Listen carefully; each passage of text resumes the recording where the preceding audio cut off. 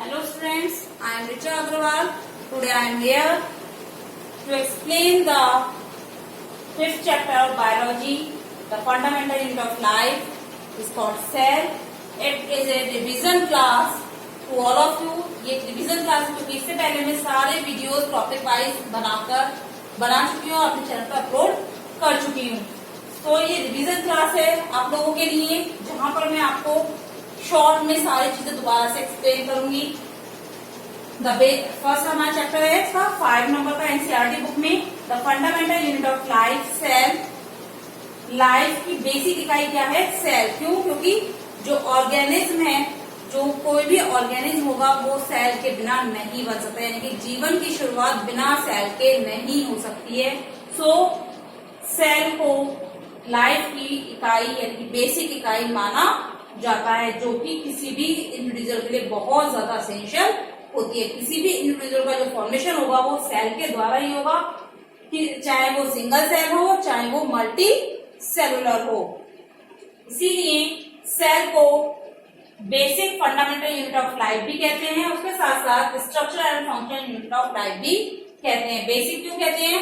Example के तौर पर समझ लीजिए, जब हम चपाती बनाते हैं, रोटी बनाते हैं, तो सब बेसिक नीड क्या होती है रोटी बनाने के लिए? गेहूं. गेहूं कहाँ से मिलेगा? खेत से. खेत में जब हम गेहूं को ग्रो करेंगे, गेहूं ग्रो हो जाएगा, हार्वेस्ट हो जाएगा, उसके बाद हम उसको क्या करेंगे? उसका फ्लोर बनाएंगे, उसको पीस कर उसका आटा बनाएंगे, उस आटे में पानी मिलाकर फिर हम उसका डो बनाएंगे, और डो के बाद छोटी छोटी बॉल्स फोड़कर हम क्या करेंगे? गोल गोल रोटी बेल लेंगे, उसके बाद उसको तवे पर सेक लेंगे. तो हमारी इसमें बेसिक नीड क्या रही? बेसिक रिक्वायरमेंट क्या रही? गेहूं. बिना गेहूं के हम रोटी नहीं बना सकते हैं, या किसी भी चीज की हम रोटी बनाए, गेहूं की रोटी के लिए मेनली बेसिक नीड क्या होगी? गेहूं की होगी. इसी तरह से जब हम किसी घर का यानी कि बिल्डिंग का फॉर्मेशन करते हैं, बिल्डिंग बनाते हैं, तो हमें बेसिक नीड क्या होती है? Bricks and cement. बिना ब्रिक्स के हम किसी भी बिल्डिंग का निर्माण नहीं कर सकते हैं. तो ब्रिक्स बिल्डिंग को बनाने में बेसिक नीड क्या रही? ब्रिक्स की रही. तो इसी तरह से किसी भी इंडिविजुअल के फॉर्मेशन में बेसिक नीड क्या होती है? सेल. तो सेल को इसलिए basic fundamental unit of life भी कहा जाता है. इसके साथ साथ इसे structural and functional unit of life भी कहते हैं. क्यों कहते हैं? क्योंकि चाहे हमारा ऑर्गेनिज्म यूनिसेलुलर हो चाहे हमारा ऑर्गेनिज्म मल्टी सेलुलर हो, तो जो सेल होती है वो क्या करती है? किसी भी ऑर्गेनिज्म को स्ट्रक्चर भी प्रोवाइड कराती है और उसके साथ साथ उसके फंक्शंस को भी परफॉर्म करती है. इसीलिए किसी भी ऑर्गेनिज्म को की सेल को structure and function unit of life भी कह सकते हैं. नेक्स्ट आता है डिस्कवरी ऑफ सेल. सेल की डिस्कवरी किसने की थी? सबसे पहले सेल की डिस्कवरी की थी किसने? रॉबर्ट हुक ने 1665 में. इन्होंने डेड सेल पर यानी कि प्लांट के कॉर्क ली थी, उन्होंने डेड कॉर्क ली थी, जिसकी उन्होंने थिन स्लाइस कट की थी, और अंडर द माइक्रोस्कोप यानी कि उनके खुद के द्वारा बनाए हुए सिंपल माइक्रोस्कोप में उन्होंने ऑब्जर्व किया था. तो उन्हें कैसे छोटे छोटे रूम लाइक स्ट्रक्चर्स दिखे थे. ठीक है, जो किस तरह दिखते थे? हनी कॉम्ब के स्ट्रक्चर के समान दिखते थे. हनी कॉम्ब का स्ट्रक्चर आई थिंक सबने देखा होगा. मधुमक्खी के छत्ते का स्ट्रक्चर, मधुमक्खी के छत्ते का स्ट्रक्चर जो होता है वो हेक्सागोनल शेप में होता है. देखा है सभी ने? हेक्सागोनल शेप में होता है, जिसको उन्होंने नाम दिया था little room. Little room means cell, जो कि एक लैटिन वर्ड है, सेलुला से बना है. सेल एक लैटिन वर्ड सेलुला से बना है, जिसका अर्थ होता है लिटिल रूम. तो उन्होंने जो थिन कॉर्क स्लाइस देखा था, डेड कॉर्क स्लाइस था, उसको देखा था, तो उन्हें इस तरह का स्ट्रक्चर दिखाई दिया था. लेकिन ये डेड था तो उसमें इन्हें कोई भी स्ट्रक्चर दिखाई नहीं दिया था. रॉबर्ट हुक ने डिस्कवरी 1665 में की थी. It is a very important question. ये बहुत ज्यादा इंपॉर्टेंट क्वेश्चन होता है, हर बार एग्जाम में पूछा जाता है कि सेल को डिस्कवर किसने किया था. फर्स्टली सेल को डिस्कवर किसने किया था? रॉबर्ट हुक ने किया था 1665 में. उसके बाद लीगॉन हुक ने 1674 में सेल को डिस्कवर किया था एक लिविंग सेल पे. ठीक है, एक लिविंग सेल को डिस्कवर किया था, जिसमें उन्होंने रॉबर्ट हुक की तरह एक थ्योरी दी थी जिसमें बस उन्होंने क्या बताया था कि इसमें न्यूक्लियस के साथ साथ अदर सेल्स ऑर्गेनल्स भी प्रेजेंट होते हैं और उसमें साइटोप्लाज्म प्रेजेंट होता है। यानी कि लिविंग सेल में ये सारे सेल ऑर्गेनल्स प्रेजेंट होते हैं, साइटोप्लाज्म प्रेजेंट होता है, जो आप अपनी आगे वाली स्लाइड में पढ़ेंगे, मैं आपको बताऊंगी। तो लिवॉन हुक ने 1674 में रॉबर्ट हुक की थ्योरी पे वर्क किया था जिसमें उन्होंने लिविंग सेल को माइक्रोस्कोप के अंडर द माइक्रोस्कोप ऑब्जर्व किया था। उन्होंने बताया था कि सेल एक लिटिल रूम की तरह ही होता है जिसमें लिविंग सेल में न्यूक्लियस के साथ साथ अदर सेल ऑर्गेनल्स भी प्रेजेंट होते हैं। ठीक है, उसके बाद आई थी सेल थ्योरी। सेल थ्योरी जो दी थी सबसे पहले शेचवान और शेल्डेन ने दी थी, जिन्होंने रॉबर्ट हुक और लिवॉन हुक के आधार पर ही अपने वर्क को किया था। उन्होंने बताया, और सेल थ्योरी में उन्होंने बताया था जितने भी लिविंग ऑर्गेनिज्म हैं वो एक या एक से ज्यादा सेल्स के द्वारा मिलकर बने होते हैं। सेल जो होती है वो basic structure and functional unit होती है किसी भी लाइफ की। और एंड नेक्स्ट था all cells are arise from pre existing sales.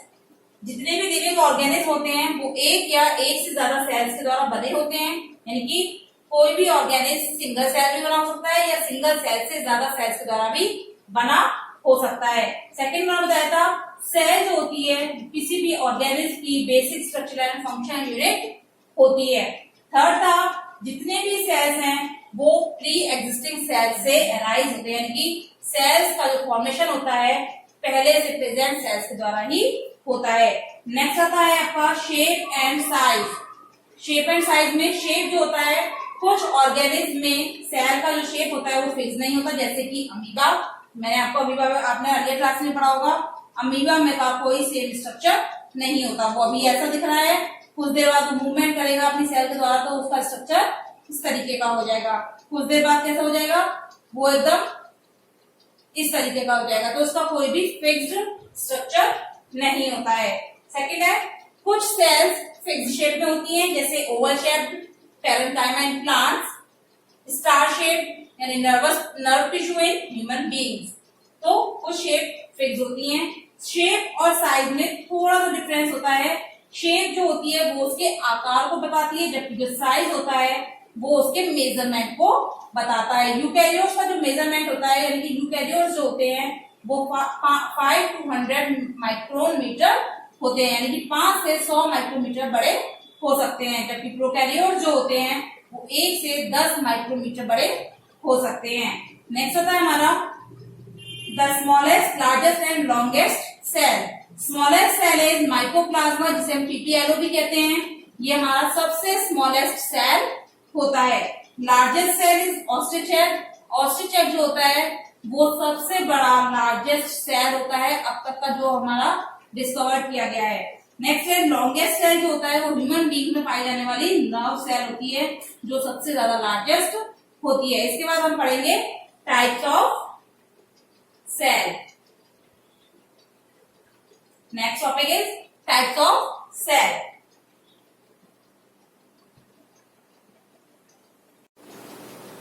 Then now students, next topic is types of cell.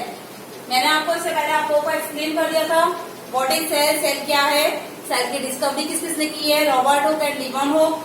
Robert Hooke ने डेड सेल पर, लिवॉन हुक ने लिविंग सेल पर। उसके बाद सेल थ्योरी किसने दी है, शेचमान एंड शेल्डेन ने दी है। ठीक है, शेचमान और शेल्डेन ने सेल थ्योरी में कुछ पॉइंट्स बताए हैं कि सेल कैसे बनती है, सेल का फॉर्मेशन कैसे होता है। Cell are made up of pre existing cells जो होती है वो प्री एग्जिस्टिंग सेल से ही बनती हैं। सेल जो है बेसिक यूनिट होती है, cell structure and functional unit होती है। उसके बाद मैंने आपको बताया था shape and size of the cell. Shape और साइज में, सेल के शेप और साइज में बहुत लिटिल बिट डिफरेंस है। शेप जो होती है वो किसी भी सेल के आकार को शो करती है कि उसका आकार कैसा होगा, ओवल होगा, कैसा होगा, और जो साइज होता है वो उसके मेजरमेंट को शो करता है। ठीक है, मैंने आपको इसमें लार्जेस्ट सेल, लॉन्गेस्ट सेल और स्मॉलेस्ट सेल भी बताई है। नेक्स्ट टॉपिक था मेरा टाइप्स ऑफ सेल, सेल के टाइप्स। सेल्स को क्लासिफाइड किया गया है based on number of the cell के नंबर के आधार पर। Second, present and absence of the cell of nucleus, presence और absence of the nucleus, nucleus की एब्सेंस और प्रेजेंस के आधार पर। आप पूछेंगे कि मैम न्यूक्लियस तो आपने अभी पढ़ाया ही नहीं है, न्यूक्लियस क्या है? न्यूक्लियस मैंने आपको बताया था, जो लिबोनुक थे उन्होंने जब लिविंग सेल को ऑब्जर्व किया था तो उन्होंने सेल के अंदर एक रिंग लाइक स्ट्रक्चर देखा था, उसके साथ साथ एक लिक्विड फॉर्म देखा था और उसमें बहुत सारे सेल ऑर्गेनल्स भी डिफरेंट साइज के देखे थे जो अलग अलग फंक्शंस परफॉर्म कर रहे थे। ये मैं आपको आगे की स्लाइड में बता दूंगी, ठीक है। तो न्यूक्लियस की एब्सेंस और प्रेजेंस के आधार पर, firstly number of the cell, cell के नंबर के आधार पर unicellular and multicellular. Unicellular means uni means single, यानी कि जो ऑर्गेनिज्म केवल सिंगल सेल के द्वारा बने होते हैं, यानी कि जिनमें केवल वन सेल प्रेजेंट होती है उन्हें हम सिंगल यूनिसेलुलर ऑर्गेनिज्म कहते हैं। एग्जांपल के तौर पर amoeba, amoeba is the best example of unicellular organism. आप अपनी अर्लियर क्लासेस से भी पढ़ते आ रहे हैं व्हाट इज अमीबा, अमीबा के बारे में कि अमीबा क्या है। इसकी मुझे जरूरत नहीं है आपको बताने की कि अमीबा क्या है। नेक्स्ट आता है multi cellular organism. Multi means many, cellular means cell organisation, यानी कि जिन ऑर्गेनिज्म में एक से ज्यादा सेल प्रेजेंट होती हैं उन्हें हम मल्टी सेलुलर ऑर्गेनिज्म कहते हैं। एग्जाम्पल के तौर पर human being, human being is the best example of multi cellular organism. Multi cellular organism का ह्यूमन बीइंग बेस्ट एग्जाम्पल होते हैं। ह्यूमन बीइंग में क्योंकि मल्टी सेलुलर ऑर्गेनिज्म जो होते हैं उनमें एक से ज्यादा सेल्स प्रेजेंट होती हैं, इसके कारण उसमें डिवीजन ऑफ लेबर भी पाया जाता है। डिवीजन ऑफ लेबर किसे कहते हैं? डिवीजन ऑफ लेबर कहते हैं हर एक सेल का अपना एक पर्टिकुलर फंक्शन होता है। नेक्स्ट है नंबर ऑफ सेल्स, मैंने आपको बता ही दिया है, unicellular and multicellular cells. Next है presence and absence of nucleus. Absence और प्रेजेंस के आधार पर न्यूक्लियस को टू पार्ट्स में फर्दर डिवाइड किया गया है। Firstly prokaryotes and second is eukaryotes. Prokaryotes means pro means primitive undeveloped या एब्सेंस ऑफ न्यूक्लियस, यानी कि जिसमें न्यूक्लियस प्रिमिटिव होगा, अनडेवलप्ड होगा या न्यूक्लियस एब्सेंट होगा, उन ऑर्गेनिज्म को इंक्लूड किया गया है किसमें? प्रोकैरियोट्स में। Example bacteria and algae. यानी कि हम डेफिनेशन दे सकते हैं इस तरीके से कि जो ऑर्गेनिज्म, जिन ऑर्गेनिज्म में न्यूक्लियस प्रॉपर्ली डेवलप्ड नहीं होता है या एब्सेंट होता है उनको हम प्रोकैरियोट्स कहते हैं। नेक्स्ट है यूकैरियोट्स ऑर्गेनिज्म। यूकैरियोट्स ऑर्गेनिज्म कौन से होते हैं? जिनमें न्यूक्लियस डेवलप्ड होता है, एडवांस होता है और न्यूक्लियस प्रॉपर्ली प्रेजेंट होता है, यानी कि जिनमें न्यूक्लियस डेवलप्ड होता है, एडवांस और प्रेजेंस होता है, उन ऑर्गेनिज्म को हम यूकैरियोट्स में इंक्लूड करते हैं। एग्जांपल प्लांट्स एंड एनिमल्स, ठीक है। तो ये हमारे टाइप्स ऑफ सेल थे। I hope all of you understand the types of cell. एक बार मैं आपको दोबारा से बता देती हूँ। Types of cells, cells are classified on the based of number of the cells, cells के नंबर के आधार पर। Second, present and absence of the nucleus, nucleus की एब्सेंस और प्रेजेंस के आधार पर भी सेल को टू पार्ट्स में डिवाइड किया गया है। Firstly number of the cell, cell के नंबर के आधार पर सेल को फर्दर टू पार्ट्स में डिवाइड किया गया है। किस किस में? Unicellular and second is multicellular. Unicellular means those organisms which having only, which are made up of only a single cell are called unicellular organism. Example is amoeba, यानी कि जो ऑर्गेनिज्म केवल सिंगल सेल के द्वारा बने होते हैं उन्हें हम यूनिसेलुलर ऑर्गेनिज्म कहते हैं, यानी कि एक कोशिका जीव कहते हैं। Unicellular means single cell organism. Multicellular means those organisms which are made up of more than one cell are called multicellular organism. Example is human beings. Next है absence and presence of the nucleus. Nucleus की absence और presence के आधार पर organism को two types में divide किया गया है। Firstly prokaryotes and second is eukaryotes. Prokaryotes में यानी कि जिन ऑर्गेनिज्म में न्यूक्लियस प्रॉपर्ली डेवलप नहीं होता, प्रिमिटिव होता है या एब्सेंट होता है, उन ऑर्गेनिज्म को हम क्या कहते हैं? प्रोकैरियोट्स कहते हैं। Those organisms which having a undeveloped, primitive or absent nucleus is called prokaryotic organism. Example is bacteria, algae, and so many more.